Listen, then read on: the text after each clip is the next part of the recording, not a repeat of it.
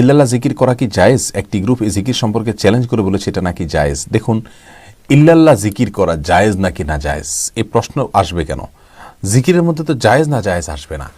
জিকির আল্লাহ সুবহানাহু ওয়া তাআলার স্মরণ, এর মনের দিক থেকে আমরা যেমন যে মনে মনে জিকির করতে পারি, মুখের যে জিকির এটি একজন মুসলিম চেষ্টা করবে কোরআন এবং সুন্নাহ যে জিকিরের পদ্ধতি বাতলানো আছে সেগুলোকে ফলো করার জন্য।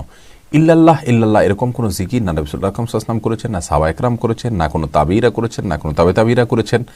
সোনার যুগের কেউ এভাবে ইল্লাল্লাহ ইল্লাল্লাহ বলে জিকির করেননি। এটা জায়েজ হোক আর বেদাত হোক সেটি পরের কথা। কুরুনে সালাসা বা আসলাফ এ উম্মতের প্রথম অংশের কেউ যেটা করেননি সেটা আমাকে কেন করতে হবে? ইমাম মালিক রাহিমাহুল্লাহ বলেছেন, লা ইয়াসলাহু হাদিহিল উম্মাহ ইল্লা মা সালাহা বিহি আউয়ালুহা।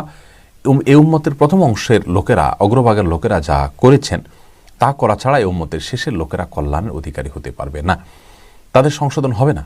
অতএব আমাদেরকে সালাফের অনুসরণ করতে হবে। ইল্লাল্লাহ এই জিকির আমাদের, আমি তো ব্যক্তিগতভাবে মনে করি এটা না করাই উচিত, কারণ এটি সালাফ থেকে বর্ণিত নয়। এটিকে আমরা জায়েজ টেনে টুনে রিয়াজত, মুজাহাদা, এটা সেটা নানা নাম দিয়ে আমরা এটাকে জায়েজ করতে চাই কেন? লা ইলাহা ইল্লাল্লাহর মতো পূর্ণাঙ্গ জিকির থাকতে আমাকে ইল্লাল্লাহ ইল্লাল্লাহ কেন জিকির করতে হবে?